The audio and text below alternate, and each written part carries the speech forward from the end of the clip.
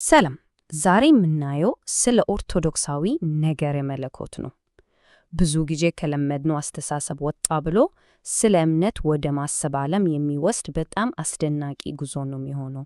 እሺ፣ እስቲ ነገረ መለኮት ስንል መጀመሪያ ምን ወደ አእምሮአችን ይመጣል?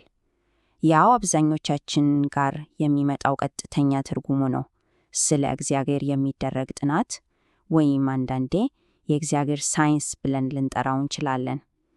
ይህ ሁላችንም የምናውቀው የመማሪያ መጽሐፍ ፍቺ ነው።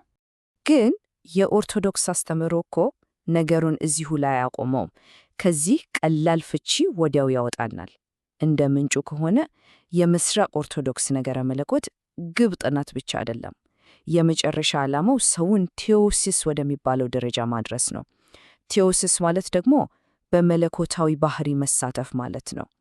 እና ይሄ የማብራሪያችን ዋና ጭብጥ ይሆናል። እሺ ታዲያ ይሄ አንድ ትልቅ ጥያቄ ያስነሳል አይደለ? የነገረ መለኮት የመጨረሻው ግቡ ፍጹምነት መሆን ማለት ምን ማለት ነው? ይሄ ትንታኔ ዝም ብሎ ስለ እግዚአብሔር ከሚደረግ ጥናት የዘለለ መሆኑን ነው የሚያሳየን። እና ይሄ ነው እንግዲህ ወደ ዋናው ልዩነት የሚያደርሰን። በኦርቶዶክስ ትውፊት ስናየው ነገረ መለኮት ዝም ብሎ አካዴሚክ ትምህርት አይደለም። ከእግዚአብሔር ጋር ህብረት ለመፍጠር ያለመ በህይወት የሚተገበር ምስጢራዊ ልምምድ ነው። ይህ ስላይድ ልዩነቱን በጣም አሪፍ አድርጎ ነው የሚያሳየው። በምዕራቡ ዓለም ስናይ ነገረ መለኮት ልክ እንደ ሳይንስ ነው የሚታየው፣ በአእምሮ የሚጠና ነገር። በምስራቅ ግን በፍጹም ከልብና ከመንፈሳዊ ህይወት በፍጹም አይለይም።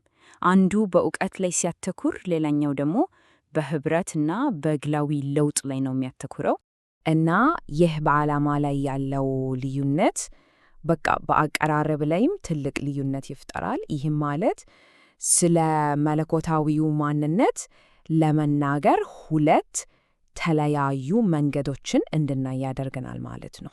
እዚህ ላይ እንግዲህ ሁለት ዋና አቀራረቦች አሉ። የመጀመሪያው ካታፋቲክ ይባላል። ይሄ ማለት በእውነታዊ መንገድ የሚሄደው ነው።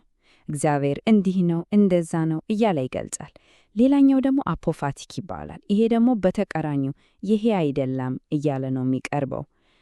አንዱ በማረጋጋት ሌላኛው ደግሞ በማስተባበል ወደ እውነት ለመቅረብ ይሞክራል። ይህን የአፖፋቲክን ሐሳብ ለመረዳት ዋው፣ ይሄ የሙሴ ምሳሌ በጣም ገላጭ ነው። አስቡት እስቲ እግዚአብሔርን በደማቅ ብርሃን ውስጥ ሳይሆን በድቅድቅ ጨለማ ውስጥ ማግኘት። ይሄ ምን ማለት ነው? በቃ ስለ እርሱ እናውቃለን የምንለውን ነገር ሁሉ ወደ ጎን ስናደርግ ነው ወደ እውነተኛው ልምምድ የምንገባው። እና ወሳኙ ነጥብ ይሄ ነው። ይህ የአፖፋቲክ መንገድ ከምክንያታዊ አስተሳሰብ በላይ ወደሆነ እውቀት ነው የሚወስደው፣ ወደ ምስጢራዊ ልምምድ። ይህ ባለማወቅ ማወቅ የሚባለው ነገር የምስራቅ ነገረ መለኮት እምብርት ነው ማለት ይቻላል። እሺ፣ መንገዱን አይተናል። ታዲያ መድረሻው የት ነው? ይሄ የነገረ መለኮት ጉዞ ወዴት ነው የሚያደርሰን? ወደ ቴዎሲስ ወደሚባለው ጽንሰ ሐሳብ ነው። ቴዎሲስ ማለት እንግዲህ የኦርቶዶክስ እምነት ልብ ነው ብንል ማጋነን አይሆን። ነገረ መለኮት የሚጠናው በቃ እውቀት ለመሰብሰብ ብቻ አይደለም። ዋናው ነገር ይህን የመለወጥ ሂደት ለመለማመድ ነው። በቀላል ቋንቋ ከእግዚአብሔር ጋር የመዋሃድ ወይም የእርሱን ባህሪ የመካፈል ሂደት ነው። ግን እዚህ ጋር አንድ በጣም ምክንያታዊ ጥያቄ ይነሳ።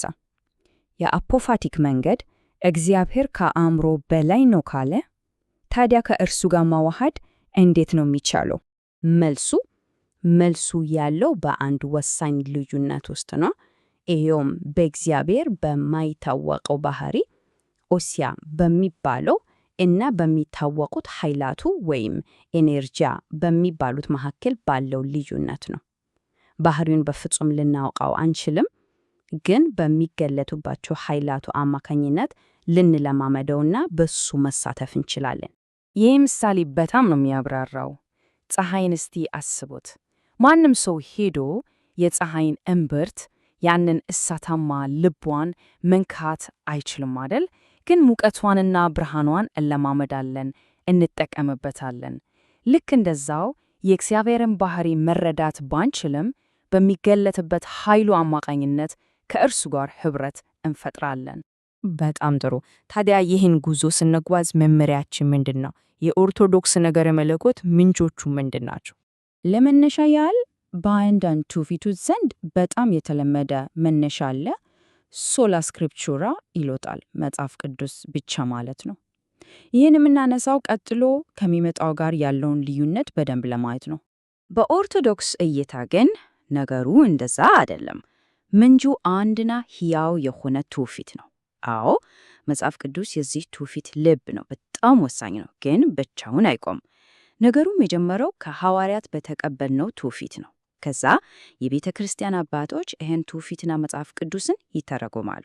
የቤተ ክርስቲያን ጉባኤያት ደግሞ ውሳኔዎቹን በማሳለፍ ያጸኑታል። ከሁሉም በላይ ደግሞ በሥርዓተ አምልኮና በቂዳሴ ውስጥ በሕይወት ይኖራል።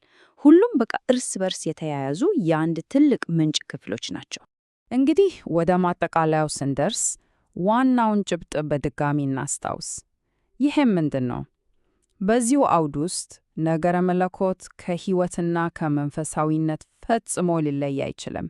ምንጩ ላይ የተቀመጠው ይሄ የቭላዲሚር ሉስኪ ጥቅስ ሁሉንም ነገር ነው የሚያጠቃልለው። እንዲህ ይላል፣ ያለ ነገረ መለኮት የክርስትና ምስጢር የለም። ከሁሉም በላይ ግን ያለ ምስጢራዊነት ነገረ መለኮት የለም።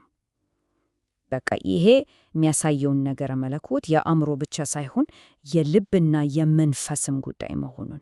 እንግዲህ በመጨረሻ አንድ ጥልቅ ጥያቄ ላይ እንደርሳለን። እስቲ እናስበው።